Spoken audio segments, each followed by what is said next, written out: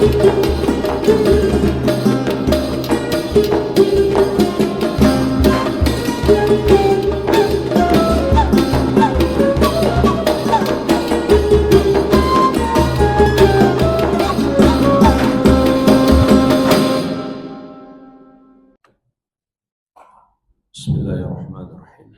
Assalamualaikum warahmatullahi wabarakatuh. Alhamdulillah wassalatu wassalamu ala rasulillahi wa ba'd. Kaum muslimin wal muslimat jamaah salat zuhur yang saya cintai dan saya muliakan, rahimani wa rahimakumullah. Semoga Allah Subhanahu wa taala senantiasa mencurahkan rahmatnya kepada kita sekalian. Dalam kehidupan ini, kita semuanya menginginkan kebahagiaan. Maka Allah Subhanahu wa taala yang Maha Penyayang telah memberikan kepada kita kunci-kunci kebahagiaan atau pokok-pokok yang paling mendasar agar kita bisa meraih kebahagiaan. Terutama kebahagiaan di akhirat kelak. Bagi seorang muslim, kebahagiaan yang hakiki bukan sekedar di dunia ini saja, tapi yang lebih utama adalah kebahagiaan di alam kubur dan di hari kebangkitan kelak. Maka para ulama menyimpulkan dari semua dalil-dalil Al-Quran dan Sunnah yang menjelaskan tentang sebab-sebab untuk meraih kebahagiaan, kuncinya ada 3. Yang pertama adalah bersyukur ketika kita mendapatkan nikmat. Dan betapa banyak nikmat yang Allah Subhanahu wa taala berikan kepada kita. Sampai Allah Tabaraka wa taala menegaskan, "Wa in ta'uddu ni'matallahi la tuhsuha." Andai kalian menghitung nikmat Allah, kalian tidak akan sanggup menghitungnya. Baik nikmat yang kita sadari maupun yang tidak kita sadari. Bisa jadi nikmat yang kita sadari lebih banyak dibandingkan yang tidak kita sadari. Namun bersamaan dengan itu, Allah Subhanahu wa taala berjanji akan menambah nikmatnya kalau kita bersyukur. La in syakartum la azidannakum wa la in kafartum inna adabi lasyadid. Kalau kamu bersyukur, maka sungguh benar-benar akan kutambah nikmatku. Tapi kalau kamu ingkar, maka sungguh azabku sangatlah pedih. Maka ayat ini mengingatkan jemaah sekalian, kebahagiaan kita akan ditambah oleh Allah Subhanahu wa taala dengan nikmat-nikmatnya apabila kita bersyukur. Dan kebalikannya, kebahagiaan kita akan hilang, berganti dengan musibah dan malapetaka apabila kita tidak bersyukur. Lalu pertanyaannya jemaah sekalian, bagaimana cara kita bersyukur? Para ulama menjelaskan, bersyukur caranya adalah dengan memenuhi 3 rukun syukur. Yang pertama, bersyukur dengan hati. Yaitu kita mengakui segala nikmat datangnya dari Allah Subhanahu wa taala. Sebagaimana firman-Nya, "Wa ma bikum min nikmatin faminallah." Apapun nikmat yang kamu dapatkan, maka itu datangnya dari Allah Subhanahu wa taala. "Wa ma min dabbatin fil ardi illa 'alallahi rizquha." Tidak ada satupun yang berjalan di muka bumi ini kecuali Allah Subhanahu wa taala yang menjamin rezekinya. Bukan orang-orang beriman saja. Orang-orang kafir pun Allah berikan berbagai macam kenikmatan dunia. Semua kenikmatan itu datangnya dari Allah Subhanahu wa taala yang satu saja. Dan kalau seseorang meyakini ada selain Allah yang Maha Kuasa, yang Maha mampu memberikan nikmat, yang Maha mampu memberikan rezeki, maka itu termasuk keyakinan yang syirik. Dosa terbesar yang membatalkan keimanan. Rukun bersyukur yang kedua adalah dengan lisan, yaitu dengan memuji Allah dan menyandarkan nikmat tersebut hanya kepada Allah Subhanahu wa taala. Misalkan kita mengatakan alhamdulillah, segala puji bagi Allah yang telah memberikan rezeki ini kepadaku. Jangan seperti Qarun. Allah berikan kepadanya kekayaan yang melimpah, tapi dia lupa kepada Allah Subhanahu wa taala. Dan dengan sombongnya dia mengatakan utituhu ala ilmin indi. Aku punya harta yang melimpah ini karena ilmu yang aku miliki. Maksudnya ilmu bisnisnya. Betul jemaah sekalian, itu adalah sebab. Tapi yang memberikan rezeki itu adalah Allah Subhanahu wa taala. Kita bekerja, kemudian kita dapat rezeki, itu cuma sebab. Yang memberikan rezeki adalah Allah Subhanahu wa taala. Yang menciptakan sebab juga Allah Subhanahu wa taala. Allah yang memampukan kita untuk bekerja. Jadi, hakikatnya rezeki datang dari Allah semata. Maka pujilah Allah Subhanahu wa taala. Ucapkan alhamdulillah. Hanya dengan sebuah ucapan alhamdulillah bisa menjadi sebab Allah mencintai kita. Nabi sallallahu alaihi wasallam mengatakan, "Innallaha yuhibbu idza akala al-'abdu aklatan fayahmadullaha 'alaiha." Sesungguhnya Allah mencintai seorang hamba apabila dia makan satu makanan lalu dia memuji Allah atas nikmat makanan itu. Dia ucapkan alhamdulillahilladzi at'amani hadza wa razaqanihi min ghairi haulin minni wala quwwatin. Segala puji bagi Allah yang telah memberi makan ini kepadaku dan telah memberikan rezeki kepadaku tanpa ada daya dan kekuatanku. Allah lah yang maha memberikan rezeki. Dan memuji Allah serta menyandarkan nikmat itu kepada Allah termasuk dalam makna firman Allah, wa amma bi ni'mati rabbika fahaddits. Adapun nikmat Rabbmu ceritakanlah. Suatu ayat yang sering kita dengarkan dalam surat Ad-Duha. Ucapkan alhamdulillah dan sandarkan nikmat itu kepada Allah. Ini bersyukur yang kedua. Bersyukur yang ketiga, dengan seluruh anggota tubuh kita. Yaitu kita gunakan segala nikmat yang Allah berikan kepada kita untuk menaatinya. Inilah jamaah sekalian intisari bersyukur. Sehingga para ulama juga mendefinisikan syukur itu artinya adalah ta'atul mun'im. Menaati yang memberikan nikmat. Itu namanya bersyukur. Maka orang yang bersyukur adalah yang menjalankan perintah-perintah Allah dan menjauhi larangannya. Sebagaimana firman Allah Subhanahu wa taala, "I'malu ala Dawuda syukra." Beramalah. Lakukan perintah Allah dan jauhi larangannya, wahai keluarga Daud, untuk bersyukur. Ayat ini menyebut keluarga Daud, tapi ditujukan untuk seluruh manusia. Tapi keluarga Daud lebih dikhususkan. Kenapa? Nikmat yang Allah berikan kepada mereka sangat besar. Di antaranya, nikmat kerajaan yang terbesar yang pernah ada di muka bumi ini.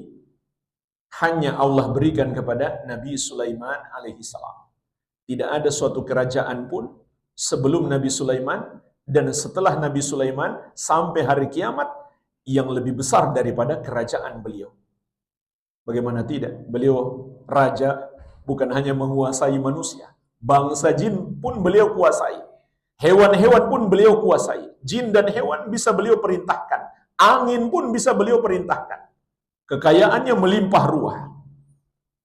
Sehingga Allah perintahkan secara khusus, beramalah wahai keluarga Daud untuk bersyukur. Tapi jemaah sekalian, Nabi kita yang mulia, Nabi Muhammad SAW, bukanlah orang yang memiliki harta yang melimpah. Bukan pula memiliki kerajaan besar. Meskipun sepeninggal beliau, umat beliau memiliki kerajaan besar dari timur sampai ke barat bumi, menundukkan wilayah-wilayah Romawi dan Persia, dua superpower di masa itu, bertekuk lutut di bawah kaki kaum muslimin. Tapi itu terjadi sepeninggal Rasulullah SAW. Namun ketika Nabi SAW memimpin, beliau benar-benar hidup sederhana. Kalau terjadi pada kehidupan kita seperti yang dialami Nabi SAW, niscaya kita merasa hidup kita menderita. Tapi Nabi SAW merasa bahagia. Beliau tidak pernah merasa menderita. Bahkan beliau tidak pernah merasa miskin, fakir. Padahal jemaah sekalian, di awal perjuangan Islam di kota Madinah, di rumah Nabi SAW, pernah 2 bulan lamanya tidak ada api menyala. Tidak ada satu makanan pun yang pernah mereka masak. 2 bulan lamanya. Apa yang mereka makan? Kata Aisyah radhiyallahu anha, al-aswadan, kami hanya makan korma dan air putih. 2 bulan lamanya. Pernah datang tamu dari jauh, butuh makan. Maka Nabi SAW menyuruh seseorang untuk mengecek di 9 rumah istri beliau. Dari 9 rumah ini, tidak ada satupun yang punya makanan untuk tamu. Sampai akhirnya Nabi SAW menawarkan kepada para sahabat, siapa yang mau menjamu tamu kita? Dan ini akhlak Nabi SAW. Tidak pernah ada orang yang butuh, lalu beliau tidak bantu.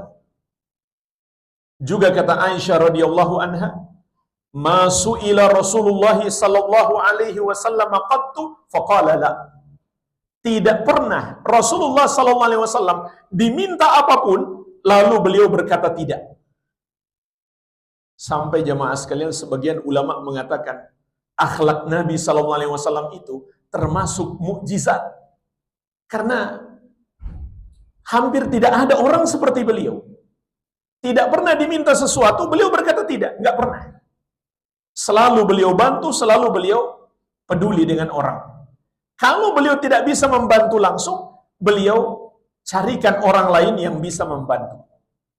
Orang ini tidak bisa dijamu oleh Nabi SAW untuk makan di rumah beliau. Enggak ada makanan untuk tamu. Maka Nabi SAW membantu dengan cara mencarikan orang yang bisa membantunya. Sehingga ada seorang sahabat Ansor, Abu Talha radhiyallahu anhu, yang kemudian menjamu tamu tersebut. Itulah akhlak Nabi SAW. Tidak pernah melihat orang punya kebutuhan kecuali beliau bantu. Dalam keadaan jamaah sekalian, kehidupan beliau bukanlah orang yang kaya raya. Suatu hari Nabi SAW terbangun dari tidur beliau. Kemudian sahabat melihat di tubuh beliau ada bekas kasur beliau menempel di tubuh beliau. Mungkin ini tidak pernah kita alami dari kecil. Tempat tidur kita adalah kasur yang empuk. Kecuali yang diusir istri tidur di masjid. Tapi di rumah kita kasur empuk. Di rumah Nabi SAW kasur beliau hanyalah tikar kasar. Kalau beliau bangun, membentuk di tubuh beliau. Sehingga para sahabat mencoba untuk menawarkan, ya Rasulullah, bagaimana kalau kami buatkan untukmu kasur yang empuk? Apa jawab Nabi SAW? Mali wa malid dunya. Ada urusan apa aku dengan dunia ini? Artinya sudahlah, itu nggak penting. Ma ana fid dunya illa karakibin. Tidaklah aku di kehidupan dunia ini kecuali hanya seperti seorang musafir. Istadhalla tahta syajaratin, yang mampir sebentar untuk beristirahat di bawah sebuah pohon, summa roha wa tarakaha. Kemudian dia pergi meninggalkannya. Itulah perumpamaan kehidupan kita di dunia. Jadi jemaah sekalian, tidak hidup mewah itu memang pilihan Nabi SAW. Sehingga tidak ada doa Nabi SAW minta kekayaan, minta harta, tidak ada. Tidak ada juga minta miskin. Yang ada adalah minta kecukupan. Ini memang pilihan Nabi SAW. Di antara hikmahnya agar menjadi teladan bagi umatnya. Tidak masalah, boleh kalau kita mau berdoa minta harta, boleh. Tidak dilarang dalam syariat. Mau minta rumah mewah, mobil mewah, silahkan. Tapi Nabi kita yang mulia, Nabi Muhammad SAW, tidak pernah minta harta. Karena bagi beliau itu nggak penting.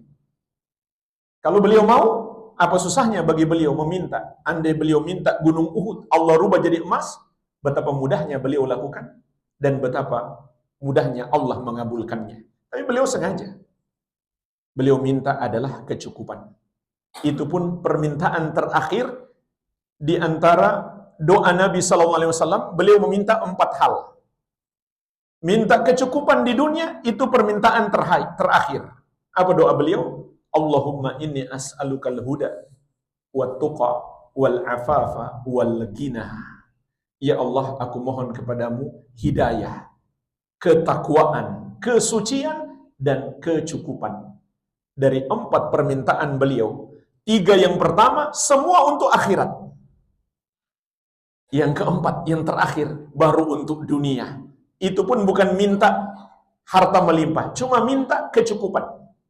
Artinya jemaah sekalian, meskipun kita lihat kehidupan Nabi SAW sangat sederhana, yang mungkin bagi kita anggap itu adalah suatu kemiskinan, tapi Nabi SAW merasa cukup. Sehingga beliau pernah bersabda, innamal gina al-qalb. Hakikat kekayaan adalah kekayaan hati, bukan harta yang melimpah. Cuma jemaah sekalian, yang ingin saya ajak kita berpikir di sini adalah Nabi SAW dari sisi dunia tidak mendapatkan nikmat dunia yang melimpah. Bersamaan dengan itu, beliau adalah orang yang paling bersyukur. Sehingga beliau memperbaiki amalan, memperbanyak amalan, di antaranya solat-solat sunnah. Bukan hanya solat wajib, solat sunnah pun beliau perbanyak, terutama solat tahajud. Beliau solat dengan membaca ayat-ayat yang panjang, dengan ruku dan sujud yang panjang, sampai kedua kaki beliau pecah-pecah. Subhanallah, ini menunjukkan lamanya solat Nabi SAW. Maka Ummul Mukminin Aisyah radhiyallahu anha bertanya, wahai Rasulullah, bukankah dosamu yang telah lalu maupun yang akan datang sudah Allah ampuni? Kenapa masih beribadah seperti ini? Apa jawab Nabi SAW? Afala akunu abdan syakura. Wahai Aisyah, tidakkah aku menjadi seorang hamba yang selalu bersyukur? Inilah jemaah sekalian hakikat syukur.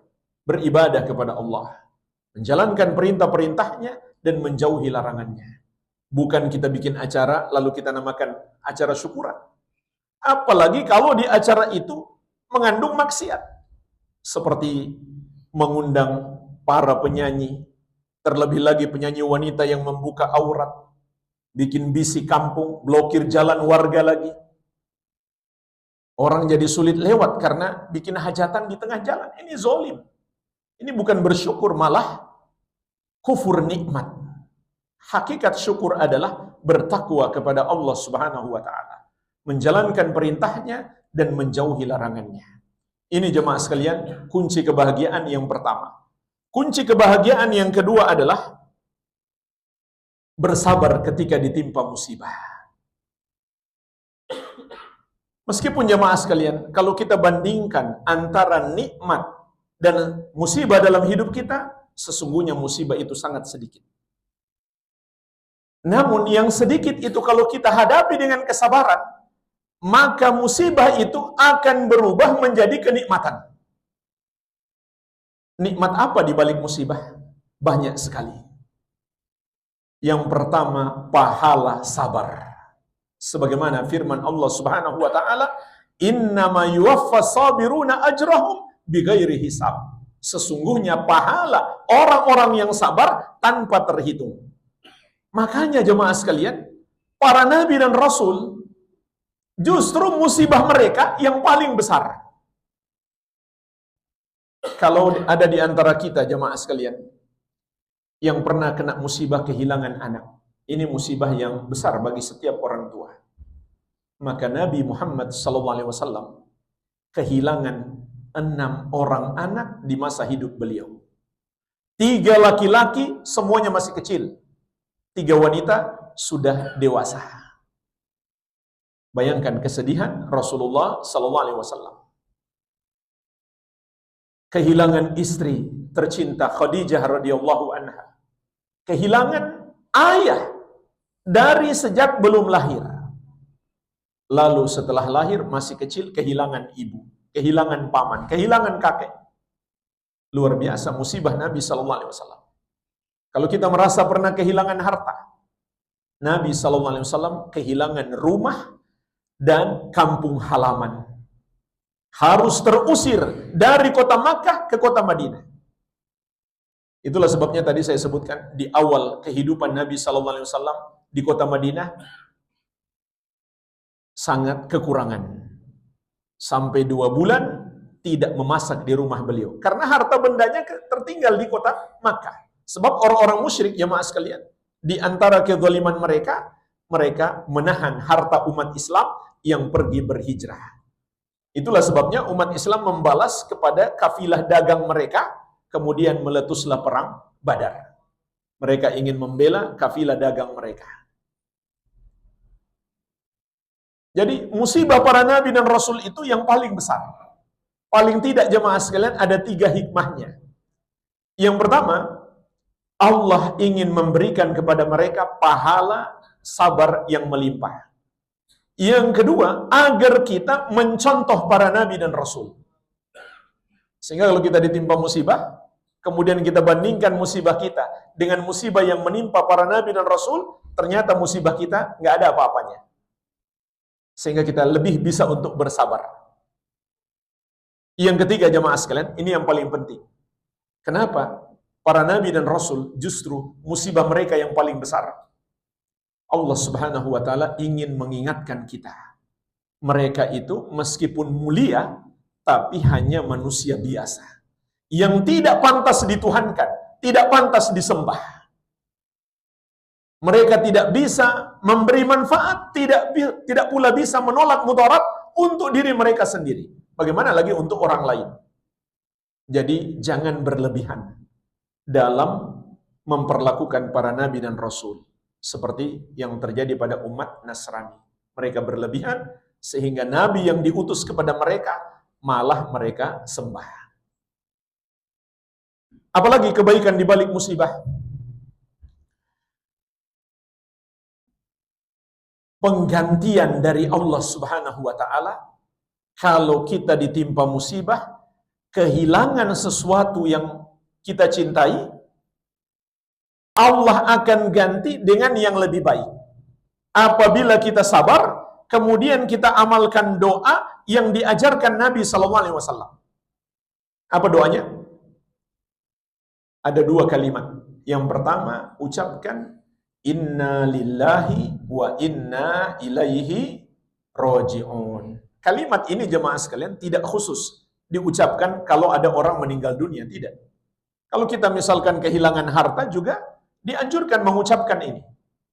Karena diri kita, harta kita, semua yang kita miliki dari Allah juga. Setelah itu baca Allahumma jurni fi musibati wa akhlifli khairan minha.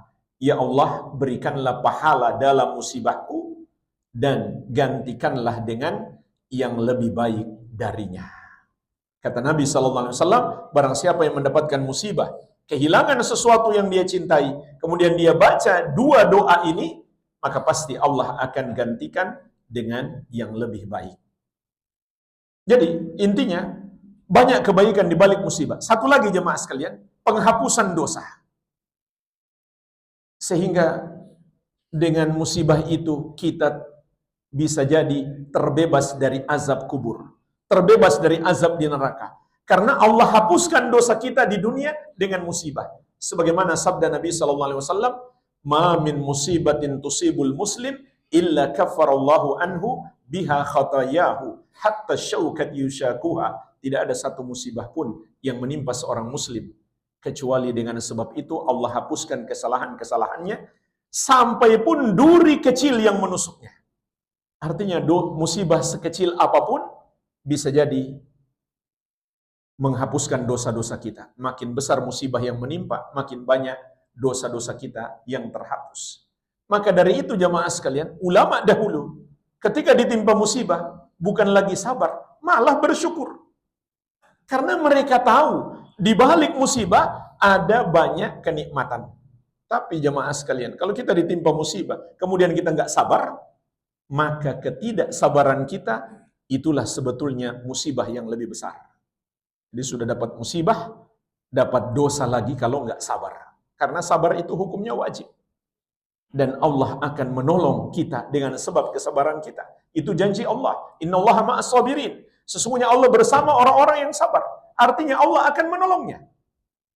Lalu apa hakikat sabar jamaah sekalian? Hakikat sabar itu adalah kita menahan diri kita ketika ditimpa musibah dari melakukan perbuatan-perbuatan yang tercela, yang diharamkan oleh syariat. Seperti mencaci maki, apalagi merusak properti kita, apalagi properti orang lain. Apalagi sampai merusak tubuh kita, ini menunjukkan tidak sabar. Di antaranya Nabi SAW pernah mengingatkan, "Laisa minna man latamal khududa wa syaqqal juyuba wa da'a bid'wal jahiliyah." Bukan bagian dari kami orang yang ditimpa musibah kemudian dia menampar-nampar pipi, artinya dia menyakiti dirinya sendiri, dan merobek-robek pakaian, artinya dia merusak barang-barang miliknya sendiri karena saking marahnya atau saking sedihnya. Dan dia menyeru dengan seruan jahiliyah. Seruan jahiliyah di sini seperti dia mengucapkan kata-kata yang menunjukkan seakan-akan dia tidak ridho dengan musibah yang menimpanya. Seperti ketika orang yang dia cintai meninggal dunia, kemudian dia meratapi kematiannya. Seakan-akan dia menuduh, na'udzubillah, Allah tidak sayang kepadanya, tidak adil kepadanya. Kenapa sudah ambil orang yang dia cintai? Padahal Allah cuma ambil miliknya, bukan milik dia. Pasangan kita, harta kita, anak kita, itu semua milik Allah. Kalau Allah ambil, Allah cuma mengambil miliknya. Kita nggak punya hak untuk marah. Maka hadapilah dengan kesabaran. Jadi hakikat sabar adalah menahan diri kita dari melakukan perbuatan yang Allah haramkan ketika ditimpa musibah. Yang terakhir jemaah sekalian, kunci kebahagiaan yang ketiga adalah segera bertobat apabila kita terjerumus dosa. Jangan menunda-nunda tobat. Karena tobat itu ada batas waktunya. Dan kita semuanya adalah pendosa. Sehingga bukanlah hamba Allah yang terbaik yang tidak pernah berbuat dosa sama sekali kecuali para nabi dan rasul yang maksum. Hamba Allah yang terbaik adalah yang apabila dia terjerumus dosa, dia segera taubat. Tidak menunda-nunda taubatnya. Bahkan Allah mengabarkan kepada kita, di antara sifat orang-orang yang bertakwa, walladzina idza fa'alu fahishatan aw zalamu anfusahum dzakarullah fastaghfaru lidzunubihim wa may yaghfiru dzunuba illallah wa lam yusirru ala ma fa'alu wa hum ya'lamun. Orang-orang yang bertakwa itu apabila mereka melakukan perbuatan dosa atau menzolimi diri-diri mereka sendiri, mereka segera ingat Allah. Lalu mereka memohon ampun atas dosa-dosa mereka. Dan siapakah yang dapat mengampuni dosa kecuali Allah. Walam yusirru ala ma fa'alu. Dan mereka tidak terus-menerus melakukan dosa itu dalam keadaan mereka sudah mengetahuinya. Lalu bagaimana cara bertobat jemaah sekalian? Cara bertobat itu adalah dengan memenuhi syarat-syarat tobat. Syaratnya ada 5 dan bisa jadi 6, bisa jadi 7. Syarat yang pertama, kita niatkan dengan ikhlas. Ikhlas itu artinya semata kita berharap balasan dari Allah Subhanahu wa taala.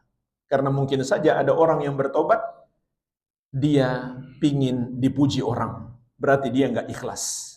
Ikhlas itu niatnya semata mendapatkan balasan dari Allah Subhanahu wa taala. Balasan surga dan dijauhkan dari api neraka. Syarat yang kedua, menyesali dosa itu. Inilah intisari taubat. Sebagaimana sabda Nabi sallallahu alaihi wasallam, "An-nadamu taubatun." Penyesalan itulah taubat. Jadi jangan pernah kita merasa bangga dengan dosa-dosa kita. Apalagi mempertontonkan kepada orang, menceritakan kepada orang.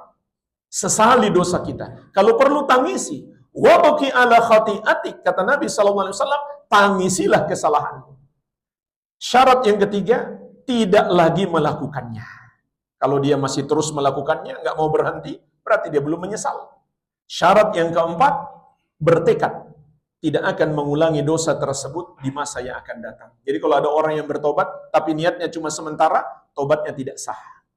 Contoh, dia bertobat cuma sementara di bulan Ramadan saja. Setelah Ramadan rencananya kembali berbuat dosa itu lagi. Tobatnya tidak diterima. Syarat yang kelima, masih ada waktu. Kapan habis waktunya? Apabila kematian sudah datang menjemput, baru mau tobat, sudah terlambat. Atau apabila matahari sudah terbit dari arah barat. Dan apabila dosa itu berupa kezoliman kepada orang lain. Apakah kita caci maki dia? Ataukah kita pernah menipu hartanya? Ataukah kita pernah menzolimi fisiknya? Maka ditambah syarat yang ketujuh. Yang keenam, minta maaf kepadanya. Atau mengembalikan haknya. Contoh, punya hutang gak bayar-bayar. Bayar dulu, baru Allah terima tobatnya. Orang yang mati syahid sekalipun jemaah sekalian, tertahan, gak bisa masuk surga gara-gara hutang. Bayangkan, mati syahid, membela agama Allah. Yang seharusnya itu jalan tol masuk surga. Tapi gara-gara hutang, tertahan. Jadi jangan main-main dengan hutang. Atau minta penghalalan kepada orangnya. Kalau kita nggak selesaikan di dunia, maka akan diselesaikan oleh Allah di akhirat.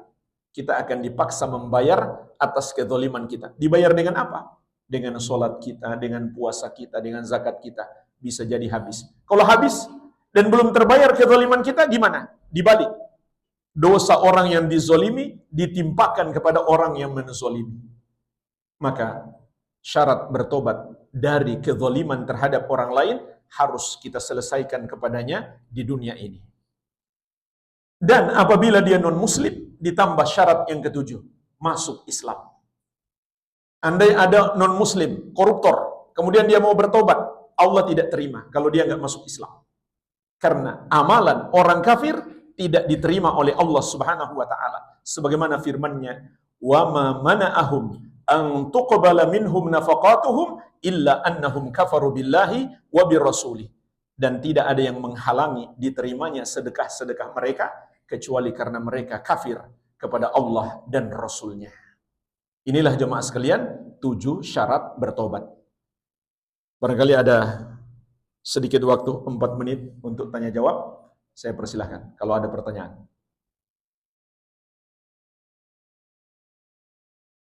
Nggak ada ya? Udah lapar semua. Kalau gitu kita tutup. Semoga bermanfaat. Lebih dan kurangnya saya mohon maaf. Wabillahi taufik. Subhanakallahumma wa bihamdik. Asyhadu an la ilaha illa anta astaghfiruka wa atubu ilaik. Sallallahu ala nabiyina Muhammadin wa alihi wasallam. Walhamdulillahi rabbil alamin. Wassalamualaikum warahmatullahi wabarakatuh.